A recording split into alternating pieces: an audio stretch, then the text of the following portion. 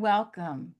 I'm Lana Heckman Ayers, Managing Editor for Concrete Wolf Press, and I'm delighted to welcome you to the book release reading for TUMOR MOON by Jennifer Saunders and the that was the Concrete Wolf Chapbook Award winner, and our Lewis Award winner, Not Now But Soon by Chris Dahl. Thank you for showing up for poetry when our thoughts turn to summer and being outdoors, while the world seems to be turning completely mad. Poetry can be a beacon in a difficult time like this, reminding us what it means to be human and humane, how we can love and care for one another, for the earth, all life here, and hopefully the cosmos as we travel out farther and farther into the universe. Poetry reminds us, as Walt Whitman said, for every atom belonging to me as good as belongs to you. And as Carl Sagan said, we're all made of star stuff. Our first reader will be Jennifer Saunders. Excuse me, I have a frog today. Here's a little bit about her and her collection. TUMOR MOON, Concrete Wolf's award-winning chapbook, relates the journey of a mother whose son is diagnosed with a rare kind of tumor. These poems are honest, tender, unflinching, and testify to the ways in which the unbearable can be borne, must be borne, with love and determination, with optimism and acceptance for the fragility of all lives. Jennifer's poems have won multiple awards, and her work appears in such places as Adroit, Chestnut Review, and the Georgia Review. She received her MFA from Pacific University in Oregon. Born and raised in suburban Chicago, Jennifer now lives in German-speaking Switzerland with her husband and 2 children. Jennifer, please unmute and read for us. Thank you. Thank you, Lana, and thank you, everybody, for being here. So Lana mentioned it in her introduction. I do, before I start reading, I do just want to say this book does revolve around my child's diagnosis with a rare medical condition. He's doing fine. He's doing great. He's doing fine. But the poems do revolve in that space and parenting in that space. And so whatever you need to do to take care of yourself, now is the time to do that. A childhood chronic condition is, I understand, not everybody's cup of tea. And if you need to like turn off the volume until Chris shows up, I totally understand. Just do whatever you need to do to take care of yourself in this space. Timeline memory. Recently, my date book told me a story, different from the one I'd been telling myself about my son's diagnosis. We careen in memory from one appointment to the next, pediatrician, ultrasound, MRI, biopsy in the wingspan of a week. But when I reconstruct the timeline, gaps open like tunnels. 7 days from ultrasound to MRI, blank calendar blocks before the regional hospital refers us to the university hospital, waiting for biopsy results. Time bends. I misremember. Like when my hometown Sledding Hill, where my brother and I spent our childhood, surprised me on a recent visit with how small it really is. I remember constantly skidding out of control, sled lurching as we slept down winding tracks that tunneled through the bushes. Turns out it's a tiny little hill. Still, what I remember of those days, of those appointments, is closing my eyes, ducking my head into my shoulders, and hoping the branches only graze me as I fly past. This next poem is found language. I have several poems in the collection that borrow medical language or found language from medical journals or desmoid tumor specific journals. This language is taken from the NIH website on ultrasounds and how ultrasound technology works. Ultrasound. Inside the body, the threshold of softness. Sound waves reflected back into boundaries between time. Each echo's return. And this poem is for my husband, who is a better, calmer driver than I am. So the day this poem is about, my husband, fortunately, was the one behind the wheel. Taking the auspices. We're driving to the biopsy when a starling darts in front of the car, flies into the windshield with wet thunk, then tumbles beneath the wheels. I think augury, inauspicious, according to the Romans, the low flight of birds. It certainly was for that bird, I think. I think let it be enough, this accidental sacrifice to Asclepius, this broken beak and plumage, these entrails splattered for the gods.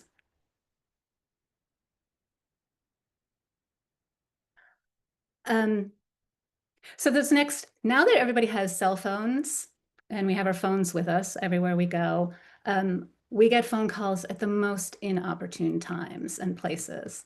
And this is one of those phone calls. The call. Such phone calls always catch you wrong-footed. You're on the treadmill at the gym, sweat slicking your palms. Or you're at a poetry reading when it vibrates its insistence. Mid-game at the rink. Never at home. Never alone in a room with a door you can close. So you arrange your face when the doctor's number lights up your home screen. Raise a finger to signal, I have to take this. You seek out a corner, scrim of privacy, press the phone to your ear. You catch the words, biopsy results. Catch, very rare. You hear the doctor tell you not to Google anything before the appointment tomorrow.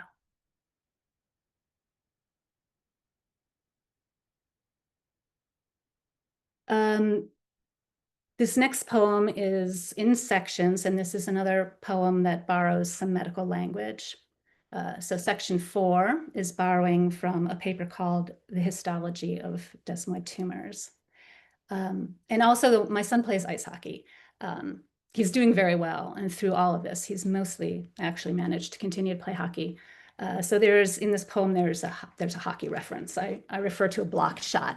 And that's when a player throws himself in front of the puck. So if you're all in, you take one for the team. Welcome to Desmoidia. 1. Desmoid, from the ancient Greek desmos.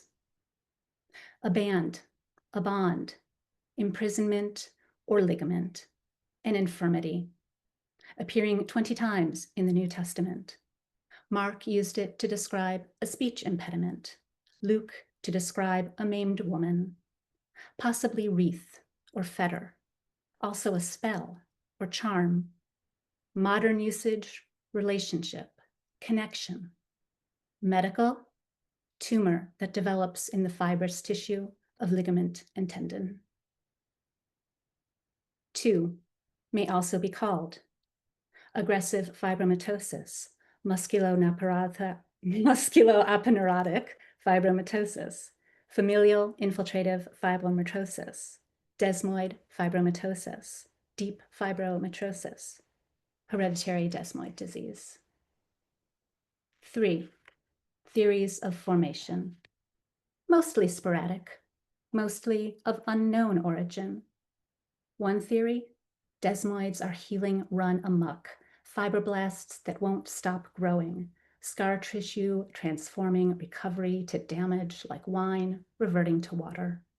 A missed signal, beta-catenine cataracting through the body in a profusion of production. So I say injury. Blocked shot, why not?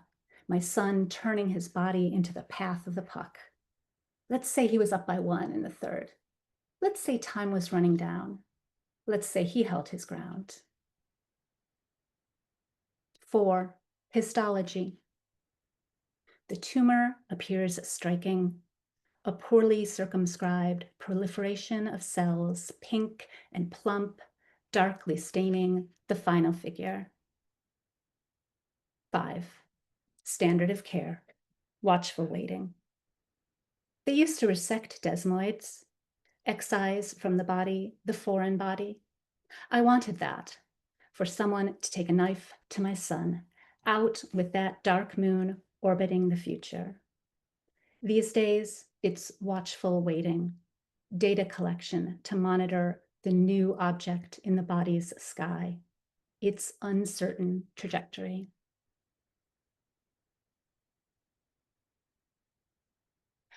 I'm not very good at it, but I like tarot cards, and I haven't looked at them in a while, but for a long time I was doing just a very simple daily 3-card spread for myself.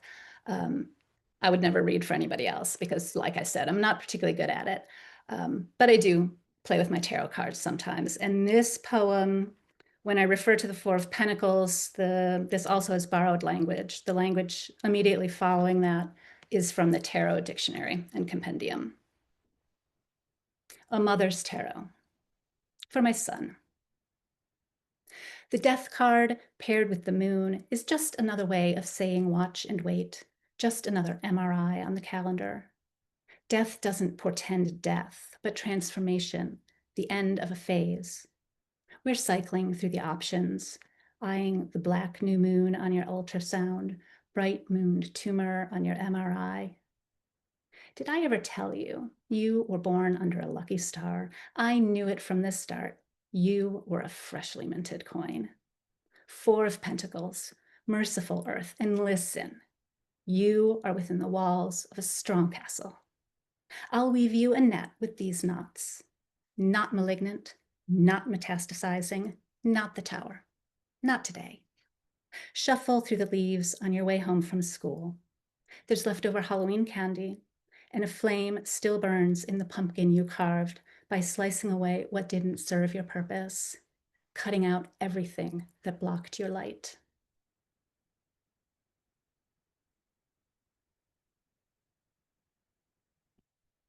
Oh, I lost my place.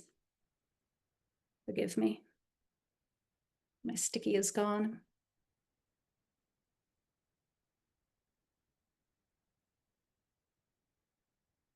Star map, story. I told myself a story. There was a full moon. There was no moon. The stars were unmappable. Nothing matched the celestial chart. Night sky, light pollution blurring my vision. Do astronomy textbooks go out of date? Can I go back to 1988, Riddle Point, night sky still dark enough to map? Plot the path of the planets, the dark moon of the future. Learn the constellations and the stories that named them. Orion's belt, the crab, dim, dimmer. Early spring, night sky, slow map emerging. First the arrow, then the archer. Tell me a story, make me a myth. Sea foam me a winged horse upside down in the sky. I told myself a story. It started with the North Star. I tried to use the stars to guide me, tried to find the pole star. I told a story. There was a full moon. There was no moon. There were the stars. Major, minor, Ursa.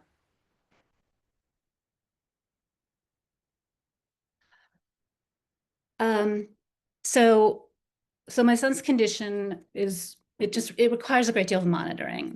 They call it watchful waiting, or mostly watchful waiting. A great deal of monitoring, which means a lot of MRIs, which means a lot of blood draws and blood tests to make sure that he's not reacting to the contrast agent, to make sure his liver functions. A lot of blood draws, a lot of jabs. So this is about a blood draw. Blood draw. We get the good nurse, though this is pediatric oncology, where every nurse is the good nurse. But I mean the really good nurse, my favorite nurse, the nurse who remembers that blood draws make my son faint, so always reserves him a reclining chair. The nurse who guides his breathing like a midwife. Breathe in, breathe out, breathe in, breathe out, all through the first vial and the second and the third, then brings him orange juice and lets him rest for as long as he wants. In the room next door, a little girl needs an infusion, so they call in the clown. He plays the accordion and tap dances. Through the partition, I hear the girl giggle, then laugh. She doesn't cry. The clown passes us by, tap dances in other children's rooms.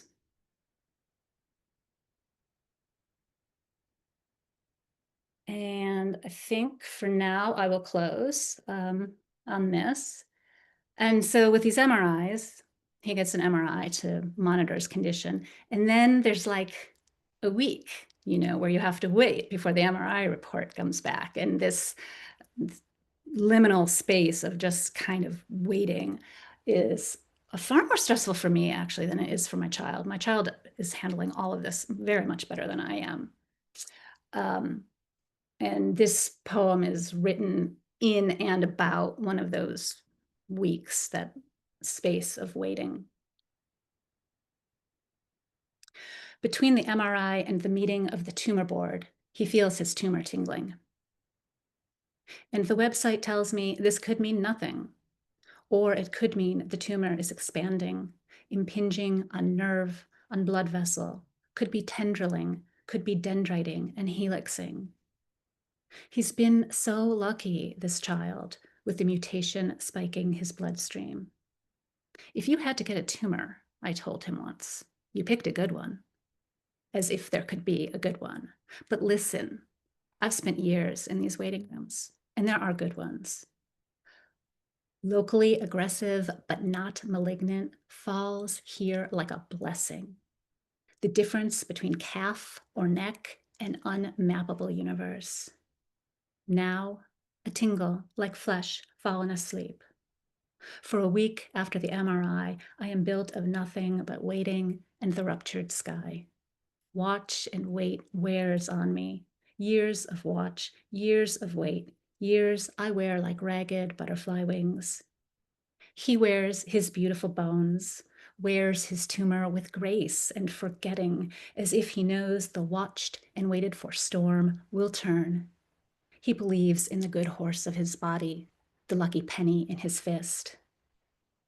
When again the MRI report reads stable, I am grateful and guilty. How to carry this much grace? Dragonflies, poppies, the thorned menace in his body blossoming into this gentle stasis, this morning that dawns and dawns and dawns. Thank you. Thank you, Jennifer Saunders, for that beautiful reading. Next up is Chris Dahl. A little about her. Chris Dahl's Not Now But Soon, her Lewis Award-winning collection, reads like the words of a dear, dear friend who shares with you not only the hardships we all suffer, but how we can make our way through life with grit and compassion and a few simple joys like fresh figs off the tree or the muted calls of water birds. A Pacific Northwest native, Chris Dahl was raised among the brash sighs of fir trees in winter and the soothing lullabies of grasshoppers and crickets in summer. For close to 30 years, Chris has been a board member of the Olympia Poetry Network, in whose newsletter she passes on wisdom that came through mentors such as David Wagner, Heather McHugh, and Sharon Bryan. Please unmute and read for us, Chris. Thank you, Lana. What a wonderful introduction. And thank you for providing this opportunity for us. And thank all you guys for coming, because that's the best part.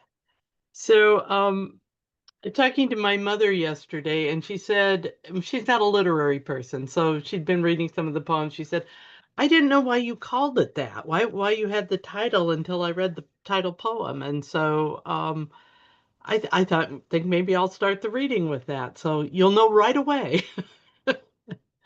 Not now, but soon. I would go on writing about my parents, but they go on living, go on consuming their lives.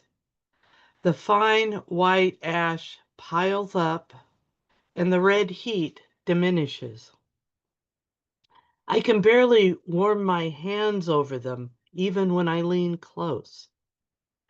They have been feeding on grief for many years, but grief has no substance, and so they pale and thin, though they are stuffed almost daily with new griefs, force-fed like French geese, livers engorged. The cat dies, and they grieve. Their dog is young, but also a source of grief. What will happen when he outlasts them? They grieve for his grief. My father sits in his armchair and reads history. My mother fusses with genealogy and loses her glasses. Neither of them believes in heaven, nor in art, whose mysteries also seem to be beyond their reckoning. But there are still stars to hold as proof for certain theories of eternity. The Leonids are approaching. Stars fall faster in this season. Later, I will try to render their brief trajectories, the luminance of their passage, already regretting the makeshift approximations.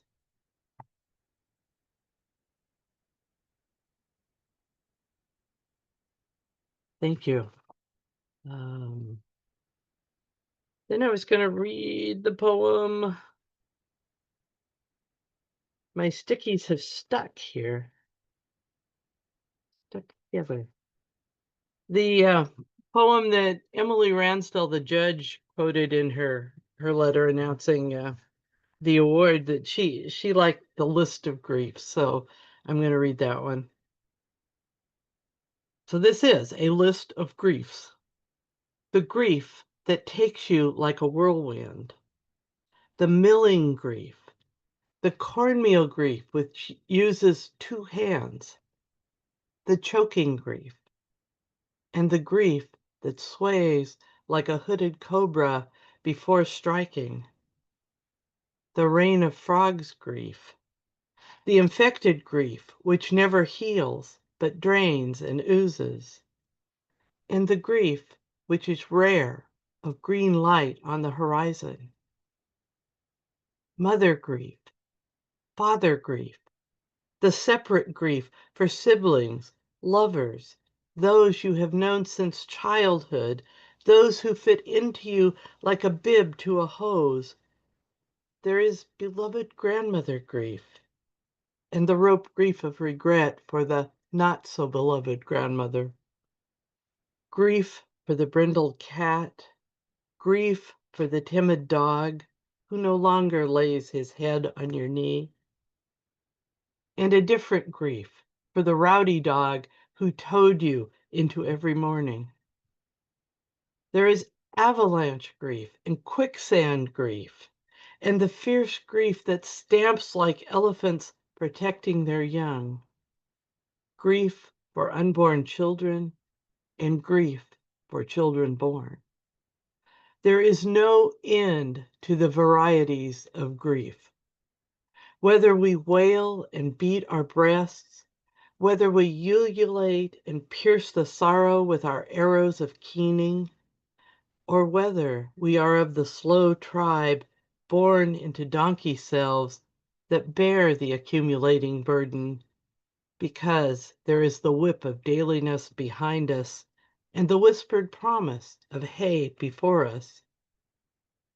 At night, we chew on our meager portion, while in the far distance, The ocean grinds and grinds, remaking the shore.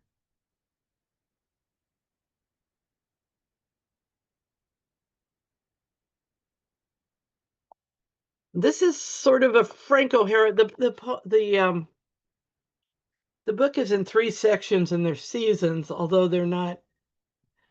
The bittersweet season is the end of summer, and the fog spike hedges are, of course, fall. But then there's liminal, which is the beginning of winter. So my seasons are compressed here. But this is in the summer season. I have a frog too, Lana. We're together there.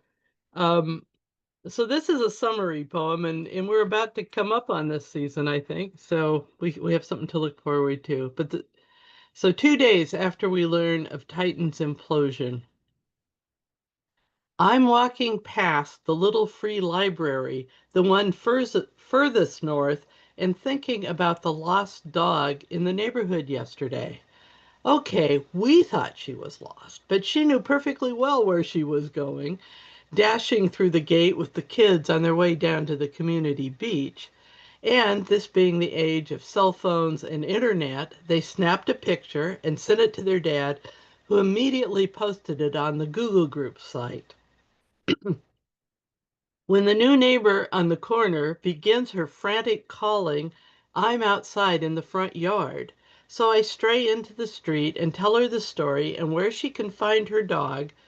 Meanwhile, my cat, who has been lingering on the far side of the road by the Petersons' chicken and duck pen, strolls out to the center line as a white car barrels down the hill, and all I can envision is the recent news, the submarine imploding, nothing left for families to hold on to, just pieces, pieces everywhere, and I imagine the moment before, that moment we can never go back to, when everything seemed normal.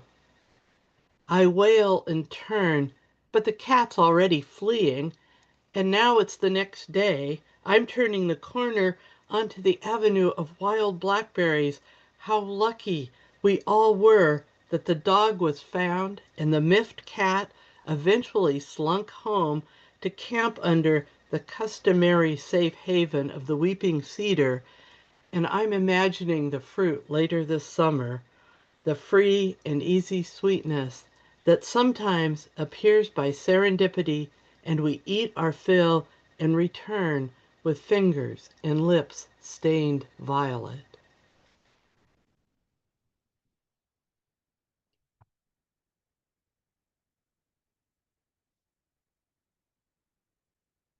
And I'm going to read this one titled Leaves Trapped in Translucence because Joanne Clarkson is here and there's an epigraph from Joanne. So she was doing a workshop and somebody said something about her poem was about longing, and Joanne said, so much of poetry is about longing. So Leaves Trapped in Translucent.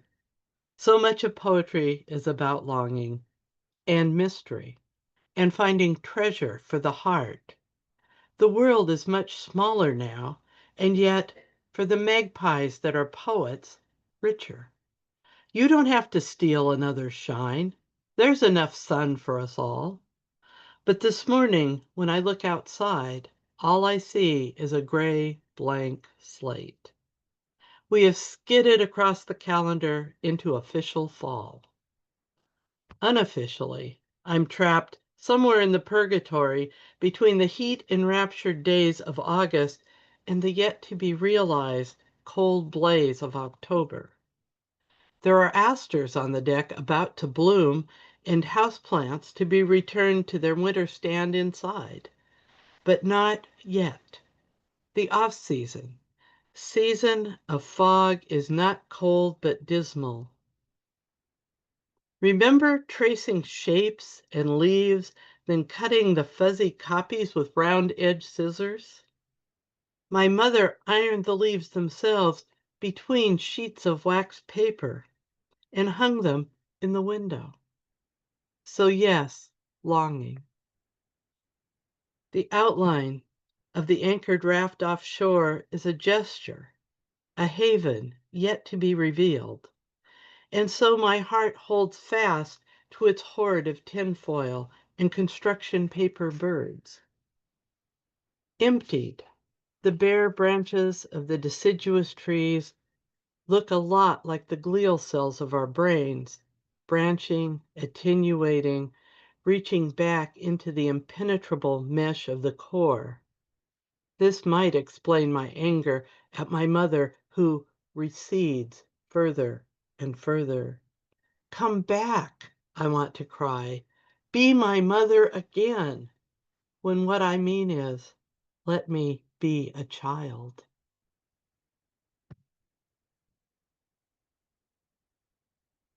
And I was talking to Jennifer for a few minutes before everybody else came in, and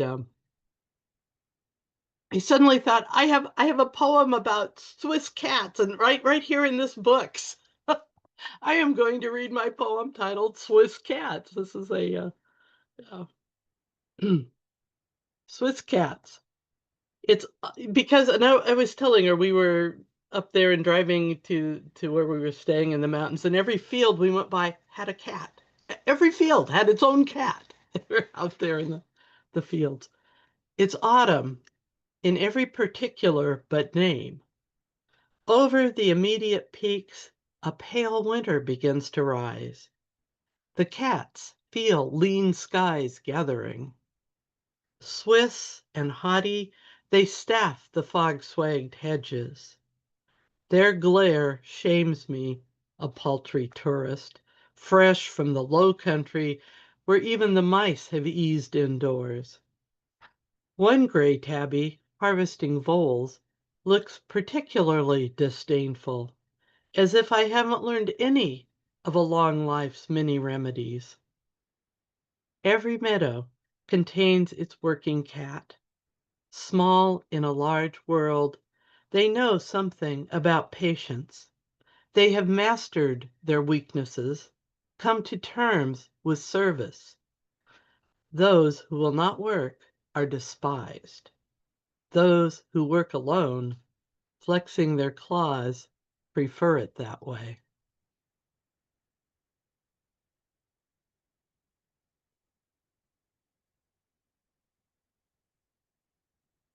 So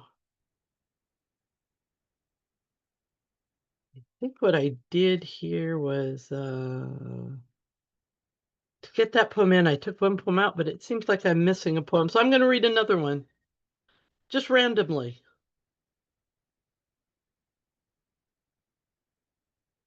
Read Bear Crossing the Tundra, which really is kind of the one outlier poem in this book that's not quite about the subject, but it works. It works, I think. Bear Crossing the Tundra. When you point your nose skyward, you are not sniffing for seals or mushrooms. You are trying to see the moon with poor eyes. In a white world, you know where you are. Know the black shoals where danger lurks. It's heaven you have never been able to chart. Those unfathomable stars you smell sometimes on the clearest nights among bracken and lingonberry, freshets and dense moss. Untethered, moth-like, they swarm above your pale shoulders. Once there was a campsite and you crept toward it. What you smelled was alien, enticing, an air rife with notes of used and blackened wood, with dead things burning, with dog and harness leather. You were not that old. Until then, you had wanted nothing. Afterwards, you will always be chasing another life, richer, more exotic. Sometimes you glimpse it, a black speck disappearing over the horizon. Every step you take limits your direction. Every distant howl compounds sorrow. Even a stone's hardness is suspect. A flaw runs through you. Ruin hovers between luck and survival. On the worst days, you flatten yourself against the earth, You imagine a life without burdens, without obligations. Moss, you remember, has lived almost forever by being small, insignificant, low to the ground, able to sustain itself by eating granite. I think I'll end with that. Thank you very much. Thank you for your attention. Thank you so much, Chris, for that marvelous reading. And now I'd like to invite folks by raising virtual hands, or if they can't find the virtual hands, raising your hand and offering any comments, praise. If you have a question for either of the poets, that would be great. And I will look for you in the meantime. And if not, I have a question or two. Anyone want to say anything? Say hello? Okay. If not, I'm going to go ahead and launch into my question, and then maybe folks will want to pipe in. As a poet myself, I adore cover art, and I'm always interested in how poets decide what image is the right image to represent. If you can see the image on these books, the images. What art is the right image? Is the image that feels like it fits the work as a whole, and how you went about, what thought went into that, and how you went about deciding what to put on the cover of your books. So whoever'd like to answer first. Don't forget to unmute. You're both muted. Well, I was gonna let Jennifer go first, but she didn't jump, so I'm here. So the photo on the cover of this was I thought how I got there was I just have these about 20 photo albums, and I just started going through thinking, what can I get some ideas here? Because I wasn't even thinking I'd take a photo necessarily, but it was a good place to start. And I just flipped it open, and I do my photo books with different size photos, and there's this little tiny photo that was this one that's on the cover, the with the and I looked at that and I went, that's it. That's my mother and myself rowing this boat up into the future, which is going dark up there. So and that just and I thought, well, this is easy because I took the photo. It's no, yeah, okay. Turns out I did not take that photo. My son took that photo. So he and I remember where it was. It was in Bruges, Belgium. We just dropped our car off that we had rented for the day, and we were walking across this bridge, and it was just gorgeous with the way the light was coming in and dusk and I took a picture on the one side, and he just happened to be on the other side where this boat was coming through like that. So but as soon as I saw that, I went, yeah, I think that one might work. That might work. So that's how I chose my cover art. So, Wow. Yeah, that's great. Yeah, it's a beautiful photo. It has a painterly quality to it too. It's yeah. incredible. But and I also want to thank Thomas because whoops, let me get this up here for the wonderful Yeah, it's hard to get Zoom to like focus Hmm. on your author photo. There, the author photo that well, it's yeah, that There it is. Thomas took, and it's glowing. I love that. So thank you, Thomas. Well, that's so interesting that you also have a family connection to your cover photo because my cover art, my brother's a photographer, and I saw his face here. If his internet is still working, he was in here somewhere. Hi, Steve. So my brother's a photographer.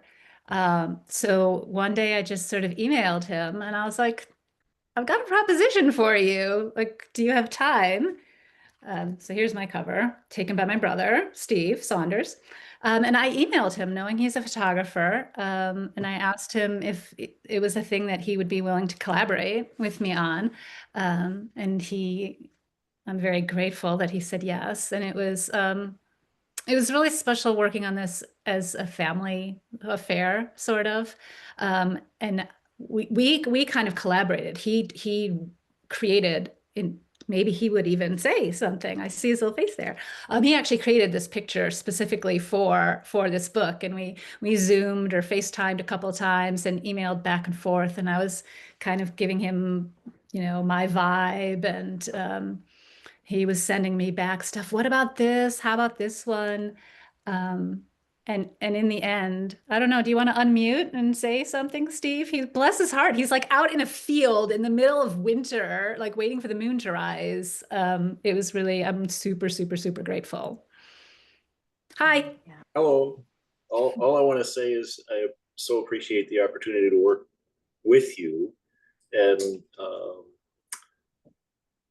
it was a labor of love in both directions. The love that's in all of your poems for your son, and the love I felt from you when you reached out to me. I just wanted to give something back to you and your son and your family. So I just say thank you for the opportunity to bless you in some way. Well, thank you, because I think it's perfect. It's a beautiful cover.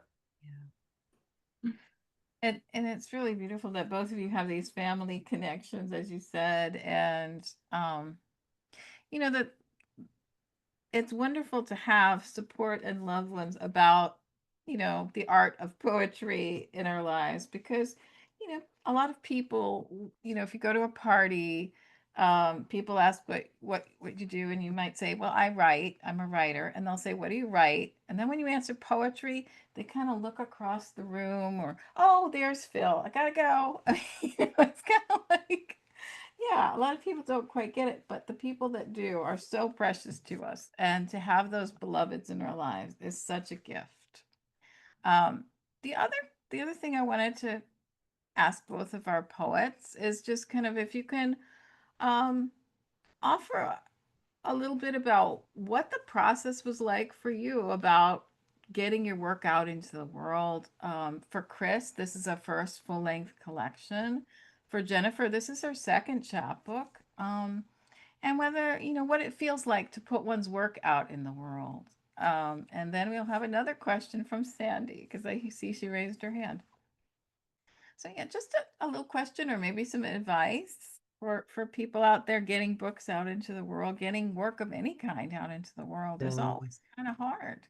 Yeah, about 2 or 3 years ago, on Facebook there was a group called Rejection 100, and the idea was that you got 100 rejections in 1 year, and to do that you had to send out more than 100 poems because they keep them or more than 100 submissions because they keep them so long.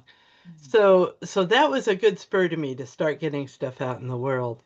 But I am getting older. No, I am getting older, and I thought I need a book. I need a book. So I looked through some stuff. I was writing some stuff that I liked about my mother and my relationship as she gets older, and how things are slowing down a little. And that was the seed. And then I filled in around those, and there are other not now but soon events too that occur. But so I was trying to put together a manuscript that did have a core, that wasn't just a collection of, or a section of, well, here are my nature poems, and here are my bird poems, and here are my other poems. So I was trying to have a core for the manuscript. So I that's what I have to say about that at the moment. So Jennifer?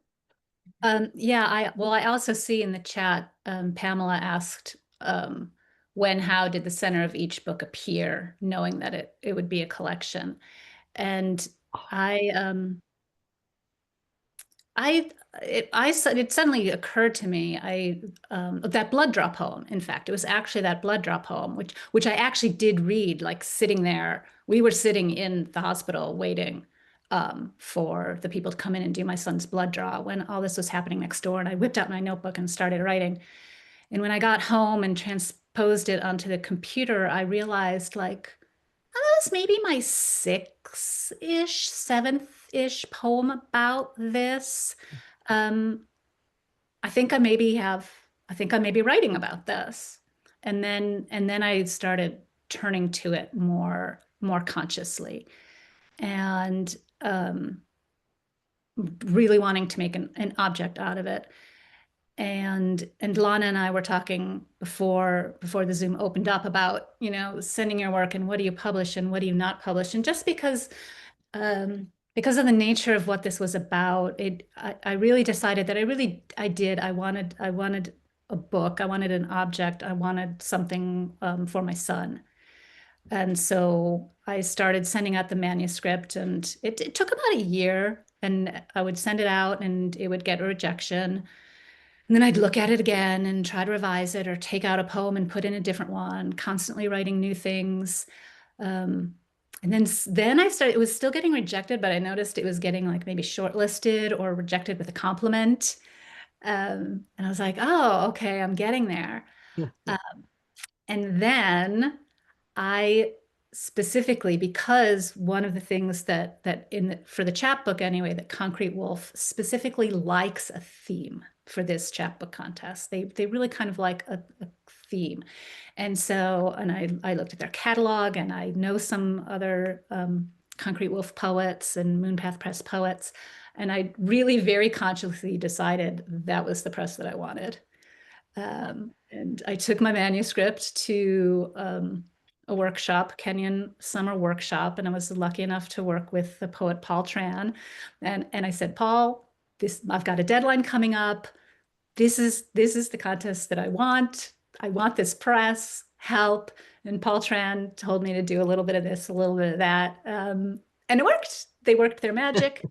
But it really did take a year. And I was getting rejected, and the key was always coming back to it. And what's missing? Where's a hole? What's a gap that I need to write into? And just like persistence and a little belief. Wow, thank you both. That's so kind, Jennifer. I'm really honored that Moonpath was Concrete Wolf was the press you wanted. It's good to hear. I hope that our books really speak to people, and I know that they do. We have a question from Sandy Yanone. Hi, everybody. Good morning. No, I guess, yeah, I don't know. I just flew to Seattle yesterday, and I didn't get in till like 2 o'clock in the morning, which means it's 5 o'clock in my world. So I'm a little more out of it than I usually am. Anyway, congratulations on your collections, Jennifer and Chris, and I really loved your readings. I happened to be with Jennifer when she opened the box, and that was really sweet. And I was so fortunate to be blurb Chris's book. So I've been reading the poems, and but to hear them so different. I hope you haven't already sort of answered my question in the last bit, but I was thinking a lot about how your collections, I mean, Chris had this list of griefs, right, in one of her poems, and I was thinking so much about, in particular, Chris's book, but I feel this in Jennifer's as well, that it's really about anticipatory grief, which is a different kind of grief than, grief for something that's already passed, right? And grieving something that's happened versus grieving something that you're waiting to happen. And I wonder if you might talk about what it was like to write, to kind of center a collection around anticipatory grief versus the kind of grieving that we often see in poetry. I'm not saying we don't see anticipatory grief, but I think you're understanding my question. And, Yeah. Well, I was living it, Sandy. I mean, I think that was the thing. I can see, and my mother's still alive, and she's Right. still, my Yeah. father's not. And she's still slowly devolving, and I want to pull her back and say, let me be the child again. I don't want to be the parent. But so there's some of that. Some of that is, but I think it's not just that. I mean, I see my own future dwindling down as you get older. Your body doesn't react the same. You slow down. And you feel it after a while. You can kind of feel like this. I've only got so much time left. I've got to make something out of it because that's it. Then I don't. If I was 30, you have 50 years ahead of you to do something, but you don't so much. So I think it's on my mind. So how much what can I do? What can I do to make a difference in this world? So, um, but yeah, it's an odd thing to be grieving for something that's not here yet. You know, I don't know. Maybe I learned from my parents who were worried about their dog grieving when they were gone. Yeah.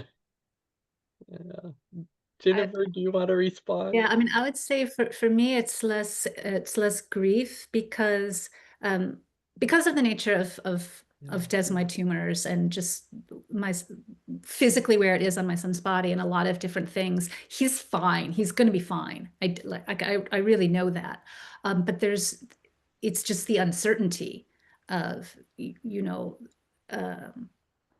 I mean, fine can look like a lot of different things and still be fine.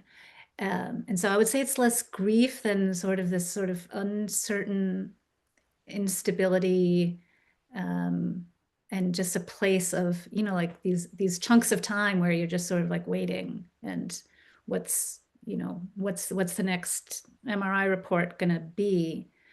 And it's a lot of that very strange. It's a very strange space to be in, even though I know he's actually going to be fine. Yeah. Yeah. That was a great question, Sandy. And I think it also is speaking to the a kind of another core that you've seen in both of the books that you've heard from today. Well, before we sign off, I would love it if each of our poets could read us one more of their poems from their collections. So if you'd like to go, Jennifer. Yes. So this is actually the last poem in the book, and it's an abecedarian, and we're a bunch of poets, so I'm assuming a lot of people know the abecedarian form, but it's the poem is alphabetical. It's a 26-line poem, and when you go down the left-hand side of the poem, you can see the alphabet there, A through Z, and it's a little harder. You don't see it when you're reading, but it can be fun to like listen for like, oh, how's she going to solve for Q? What's she going to do with X? So, and there's a little bit of found language in here as well, the medical terminology. Desmoid tumor abecedarian with honey and flowers. For my son. Active surveillance, watch and wait.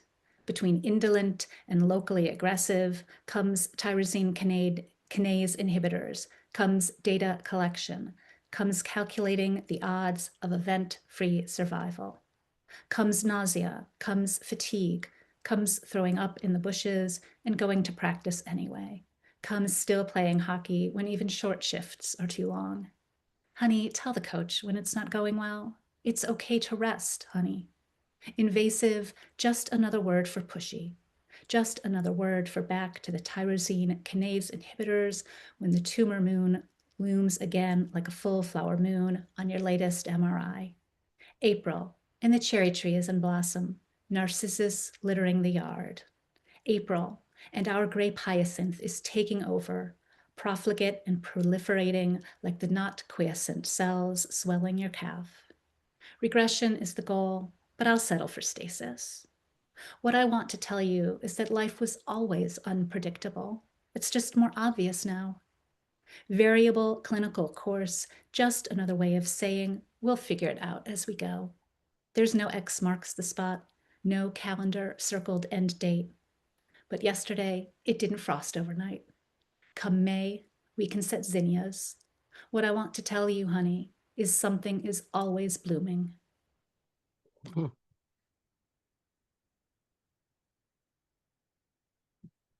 Thank you. Beautiful. Chris. So this poem is titled "And On," and it has an epigraph, but the epigraph is an epitaph from Elizabeth Bishop's tomb or headstone or whatever.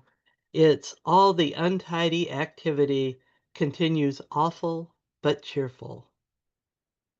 Awful but cheerful. Not two poles, but a continuum. We rage along its path, longing to reconcile our losses. Things break, get damaged, get lost, get thrown into garbage middens, buried. 100 years go by, 1,000. A star winks out. The universe unfurls at enormous speed, but we can't distinguish the shift even with aided eyes. This lake has been here for a mere 10,000 years, brought by receding Ice Age glaciers. The ducks know this, if not the geese, newcomers like us. It's hard to believe in entropy when the will of the living to go on living continues. I am the master of my life, said the speck of dust, an idea I stole from a man who draws cartoons. Awful but cheerful. Doors open, doors close. Every day is a struggle to tidy up.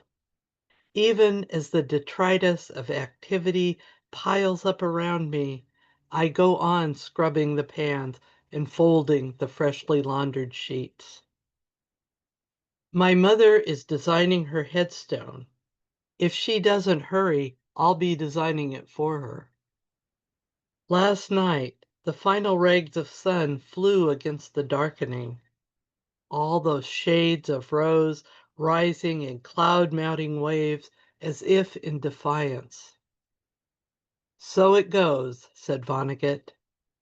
About suffering, they were never wrong, said Auden.